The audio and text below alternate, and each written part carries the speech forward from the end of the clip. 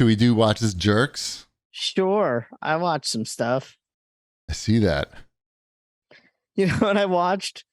Because my daughter was in a production of it earlier this year, I watched 13 the musical on Netflix. And that is a bad movie on Netflix. You ever stop watching a movie when it's bad, like in the middle or in like the beginning? You just say, well, there were certain things I wanted to see there. I know the songs really well because I lived it for too long. So I wanted to hear certain songs and see how they did with those numbers. Is there one about pubes? I feel like there'd be one about pubes. There's certain songs that I actually like from that they cut them all out. Like all the songs I like the most from the musical, they didn't even include in the movie. So I'm watching a movie to hear these songs and they're not even there. Wet Dreams? Wet Dreams, yeah. I mean, it's a cute musical, but excuse me, they did not do a good job with this movie. Nice. Yeah. Not nice. Not nice. I watched another music-themed teen romp on Disney Plus. Cheapy was waiting for me to watch this. I watched Spin. You're supposed to watch it before you came here. The teen DJ movie. The goal was that you watched it first, then you came here. Then your daughter loves it and gets into it so much and sees all my equipment that she makes you buy the equipment. That was the goal. She played cost with you money. Your setup. I know, but she wasn't into it. She would be into it more if she'd watched the movie and then you'd have to buy it.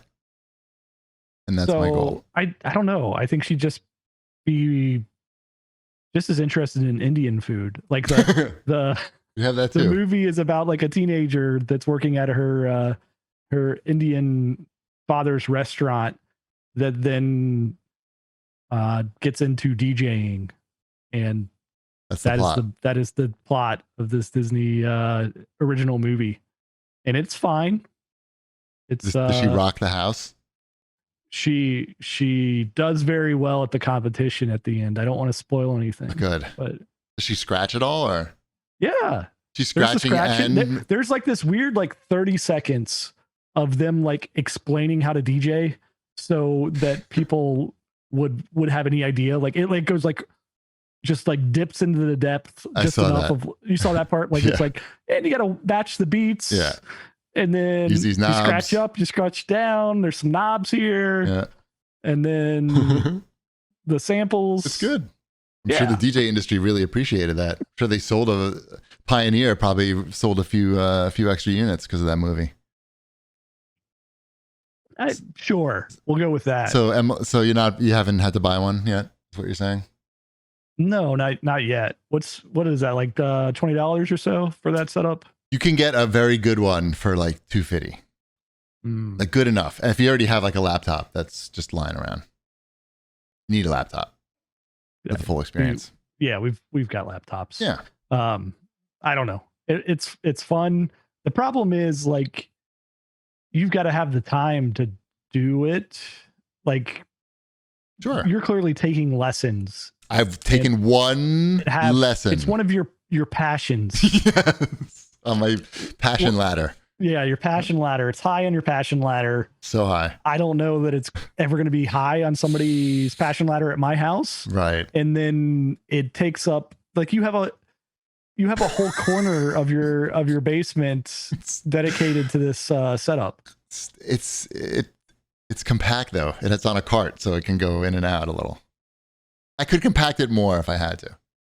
Sure. I don't have to. I don't. Even when Osaka grandma's here. That's more likely that we buy that than a ping pong table. Yeah, it's smaller. It's much smaller. And it's cheaper too. All right. Wombat's going to kill himself in about 2 seconds. I saw Prey, Wombat. You saw that, right? I did see that. What'd you think of Prey? I watched it with the whole family, and they liked it. We all liked it. It was a really good Predator movie, and it was like cinematic and visually appealing. Like it looked good. It was nice, and you care about the characters, and it was a unique take on it. I felt. I agree with everything you said. And but like to me, like Predator was not one of my like favorite, 80s type movies like that. Did we talk about that on the show before? Did we talk about that walking down I think I talked about that with maybe Ben Gilbert. I'm not sure. But I was more of like a Commando guy than a Predator. Was like a little boring, I thought maybe. But anyway, I like Prey. Like Prey a lot. That's good. It's a good movie. Less than 2 hours. It is less than 2 hours. That is a hour and 45, I think. 45 minutes. Yeah. I watched a movie that was only an hour and 29 minutes. Which one? Minions 2? Minions 2, The Rise of Gru. Also, I just want to say one last thing about Prey. It's gory without being like disgusting. Like, like some of these fucking Netflix and HBO was fucking Game of Thrones, new Game of Thrones thing. Like, it's too gross. Like, this is just tasteful gore. Anyway, go on with Minions 2. How's the gore in that? There's no gorgeous Gru. Right. No. How's Gru doing these days? He's 11 in that movie. Oh, is it still Steve Carell? It's still Steve Carell when he's 11, and somehow he aged 1 year in the 8 years between the first Minions movie, which takes place in 1966, right, and Minions 2, which takes place in 1975. But that's okay. It's a Minions movie. I could skip logic, I guess. It was cute enough. They throw in enough dumb jokes in there where you laugh. You'll have an "I'm an adult, I understand that" joke chuckle every 20 minutes or so. Ship knows what I'm talking about. And and that's pretty much it. And there's farts in there. Lots of farts. Everybody loves farts. Everybody loves farts. My son loved it. That's all that matters. I didn't put this on the list. My daughter and I have started, she recently watched Scott Pilgrim for the first time on Sunday. And we've started going through the Edgar Wright catalog together. So those movies hold up. Shaun of the Dead holds up. We just watched that. We're starting from the beginning after Scott Pilgrim. She loves Scott Pilgrim so much. She wanted to watch them all. We watched Shaun of the Dead last night, and that movie's really, really good. Just saying it, that your son might like those, Cheapy. It could be something for the two of you to watch together. He doesn't really want to watch. Those. Yeah, he doesn't want to watch stuff with me, and I don't want to watch like those accents. It's too annoying. It's a lot of work to try to understand what they're saying. And I'm just saying. Yeah.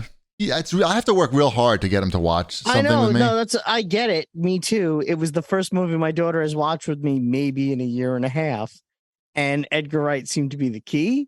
I'm not saying it's going to work in your house, but it worked in mine. Nice. What about on the TV side? Has anyone else watched She-Hulk yet? I watched the first one. Okay. I mean, the second episode only came out today, so it was fun. Yeah. It was fun. It was fun, and I was surprised about the drinking scene. For a family Disney show, there's a scene where there's some like weird like writing in there where they feel like they have to tell you like new things about like maybe it's established already in the like Hulkiverse, like the Hulk can get drunk, but not. What is it? He says he can. He says he gets buzzed from drinking, but he doesn't get drunk. Which doesn't even make sense. Like, was that written by somebody who had never drank before? If you really want me to get nerdy technical about it, so you understand. Okay, so they establish in Captain America: The First Avenger. Oh wait, forget it. It's already. Can you do it quicker? Yes, he took the super soldier serum. The super soldier serum does not allow Captain America to get drunk. That's established in that movie. No matter how much he drinks, he can't get drunk. The gamma poisoning that Bruce Banner has that made him the Incredible Hulk was part of an experiment to recreate the super soldier serum. So it makes sense that some of the side effects of the super soldier serum are also in the Hulk because it was a similar process. His was the same process that went wrong. Fine. So in the show, he's like, hey, She-Hulk, one cool thing about being the Hulk is we can drink and we only get buzzed and we don't get drunk. Now, that's dumb anyway. So it doesn't make sense, and they still get hangovers. They go on a huge, like, a drinking binge, and like there's fucking empty bottles everywhere. They're like, they're like tipsy and burping and all this stuff, and it's like, ha ha ha ha. And then the next morning, she wakes up and she's hungover, and he's like, oh yeah, I forgot to tell you, you still get hungover. What does that even mean? Why is that in the show? Who looked at that, thought that was funny or appropriate to be in the show? It was very like alarming. It was almost like Budweiser slipped a writer in there and just was like, hey, why don't you There It's is more called drinking. drunk. There's more drinking in episode 2. You're fucking kidding me. What is going on in She-Hulk? Not a lot. And I they guess sort of like lawyers do drink a lot. Like lawyers do drink a high a lot. level I of know a lot. alcoholism in, Yeah. in the law practice of the law. Yeah. But that was just that's so weird. I don't understand. It's I not. do It's not like get it. it's not the same type of thing. But there is more drinking in the second episode. It was literal like binge drinking in a Disney show, and no one seemed to even notice. I mean, I think. But people meanwhile, if the notice. Hulk like had like one joint, like it would have been like fun Fox News headline, everything. Ridiculous. Anyway, you what else we think got? the Hulk would like the green stuff? I mean, I'd be more interested in seeing what happens if the Hulk has one joint than watch him fucking binge drink. Like that seems like not a good message to our youth. Yes. Hulk, can you be a little more responsible, please? That's what the comic book title is. The Responsible Hulk. Did you watch The Rehearsal, Nathan Fielder? No, I don't watch anxiety comedy. It's so good. It's over now. They had the finale, and it was just a tour de force. Like unbelievable. You're not gonna have any idea where the show fucking goes from the first episode to the 6th episode. It's funny. It's definitely funny. It's definitely that cringe humor, but it's not. It's a different type of that cringe humor. It's not. It's more like you're questioning what you're watching is right. Moral, I can't do it. almost. I can't do it. But it's not like you're thinking this is wrong. You're questioning if it's okay. Like you're wondering. It was very entertaining and unique. And season 2 has already been announced. So I would definitely recommend The Rehearsal if you have Just because HBO. HBO announces things, that doesn't mean they're actually going to show up. Okay, well, I don't know how these things work, but Have you been paying attention to what's going on at HBO? I know, but it seems like now they got rid of all their content. I feel like they need content now. I think they're just gonna like get rid of all of it and be like, oh, that's the end of HBO. We're a serial now. Yeah, exactly. Hope you like your HBO branded speaker hat. Right. Speaking of HBO, I've watched the first episode of House of Dragons last night. That's the Game of Thrones prequel. How's that? Too gory. Doesn't need to be that gross. We understand these times were a violent time and bloody, but we don't need to see like the skin flayed and like less is more sometimes. Wasn't it Alfred Hitchcock who showed us the way? It's too much. I'm just watching the show with my hands over my face. It's stupid. I'm putting my hands over Mrs. Cheapy's face. Because that's how I'm like doing myself and her, because that's how gory it is. That's how alarming it is. So we could tone it back a little, everybody. Please. But it was fine. I don't know. I wasn't like, I watched the episode. I was like, I guess I could watch another one. That's part of the reason why I never even started season 3 of The Boys. Was I just had enough of that kind of ultra violence kind of stuff. Right. But at least, I don't know. The Boys is there. Yeah, it is pretty gross. Yeah, exactly. I'm like, I don't know if I want to watch that anymore. I'm not saying they shouldn't make it. Clearly, people it's very still clever really like though. that. It's more clever than fucking House of Dragons for sure. Yeah, but to your point, it seems as though, quote unquote, all the best shows now are all ultra violent and gory, and it's like I don't know. I don't know if the best shows are ultra violent and but there's a lot of them. Yeah. What else we got here? I watched a 4-part documentary on Epics. Yep. Channel 11? No, that is WPIX. Oh. Epics is a cable channel. Uh-huh. It's called Women Who Rock. Can I guess who the women are? Yeah, let's see if you can name one woman who Pat rocks. Benatar. She was definitely there. Oh, she was one of the 4? It's not 4? It's not just 4 women who rock. It's like a category of women. I mean, the problem with you're not wrong in your thought process, and you're not wrong in why the documentary. It's not that it's bad. It's an engaging documentary, and I enjoyed it. I watched all 4 episodes, but it can't decide if it wants to be, here's a history of women in rock, or just here's some profiles on some women who rock. And it kind of flip flops between the two. Like, I don't mind hearing the life story of Mavis Staples. I found it to be very interesting. But if that's what the format of the show is, that's great. Stick with it. Say, here's this woman. Here's why she rocks. And here's what she did. Here's why Shaka Khan rocks. Here's why Pat Benatar rocks. Shaka Here's Khan. why Shaka Khan. Everybody Shaka Khan. Shaka Khan, let me rock him. Rock Shaka Khan. Yeah, exactly. No, Here's the why rock and roll the Sheryl Crow rocks, or what, or whomever. But really, you could also see that they profiled the women that they could get for interviews. Nothing against Ricky Lee Jones, but that was the most Ricky Lee Jones content I've probably seen in, I don't know, my entire life. So I don't even know who that is, but now I'm looking at the lyrics for Shaka Khan. For Shaka Khan. Feel for You is the I know. song. I'm already there, baby. I'm already there. Okay, I'm just saying. Let me rock you, Shaka Khan. Let me rock you. That's all I want to do. Shaka Khan, let me rock you. Let me rock you, Shaka Khan. Let me rock you because I feel for you. Joan Jett was on it. Yep. You know, yeah. Yep. Did you watch These all check out.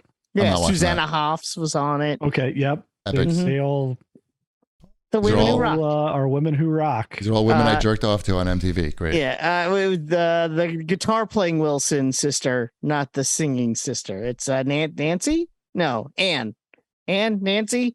I always forget who's who. The one who plays the guitar was on, but the one who sings was not.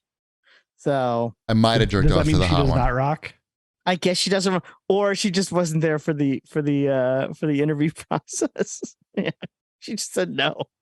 I don't know. Again, it's like they spent like 5 minutes on Joni Mitchell, but they spent 45 minutes on Shaka Khan. But Shaka Khan was there and Joni Mitchell wasn't. Shaka Khan. No. It was a good documentary. Don't get me wrong. It just clearly it was focused around the people they could get for the documentary to do interviews. Not so much like you gotta have the people to do the interviews. Yeah, like Macy Gray was in it a lot. And if you were to ask me to list my top 50 women who rock, I don't know if Macy Gray. I thought you were gonna say your top 50 Macy Gray songs, and I was gonna say go. Will you try? I try. Congratulations. Yeah. And the remix. That's two. And she have something on the Spider-Man soundtrack? Yes. She's in Spider-Man. She is in Sam Raimi's Spider-Man. When they go to that festival, she is the she's the singer. She is the talent. That's right. Yeah. Shaka Khan. Yep. Shaka Khan. Shaka Khan talked about how great Macy Gray is, that she's a trailblazer in music. And I'm like, are we talking about the same Macy Gray? I have nothing against Macy her. Gray is really well regarded within the, like, if you're in the music industry, and if you're just a general like music listener.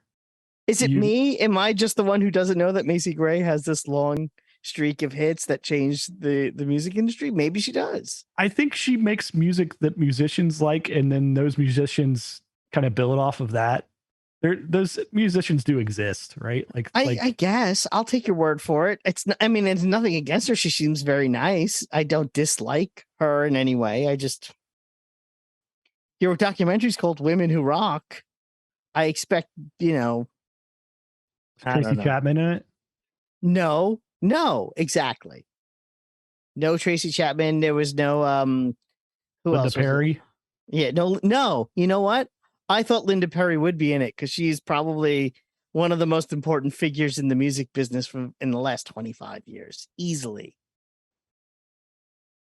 And she wasn't in it at all, and her name wasn't even brought up. See, you understand. I do. Yep, you get it. Anyway, know what's up. I understand. I'm writing to the FCC to have this fucking Epics network canceled. Yeah, I also watched the first episode of the I think Rolling it just Stones. caused some car accidents. There's a Rolling Stones documentary on Epics also, where they just interview each of the 4 surviving members of the Rolling Stones. I watched the Mick Jagger episode, and Mick Jagger likes to remind everyone that he studied economics. That's all I have to say about Mick Jagger. So I don't know. He seems interesting. I'd hang out with Mick Jagger.